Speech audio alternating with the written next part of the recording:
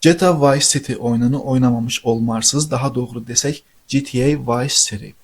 Bu GTA-nin də mənasını bilirsiniz yəqin ki, Grand Theft Auto, böyük maşın oğurluğu deməkdir və bu ümumiyyətlə Birləşmiş Ştatların legal sistemində olan bir termindir.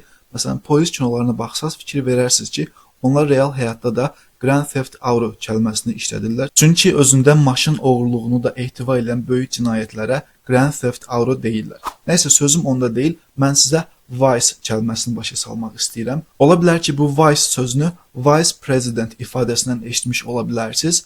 Vice President, yəni vitse-prezident. Amma bu Vice o Vice-dən deyil. Vice sözünün həm də günah mənası var. Yəni GTA Vice seri deyərkən GTA günahlar şəhəri formasında başa düşülməlidir. Yəni ona görə günahlar şəhəri deyilir ki, yəni oyunu oynayanlar bilər də eləmədiyimiz günah qalmamışdır. Amma günah sözünə ingilis dilində daha çox sin deyirlər Vice sözünə nisbətən. Və sonda bu oyunun adını GTA Sin City niyə görə qoymayıblar?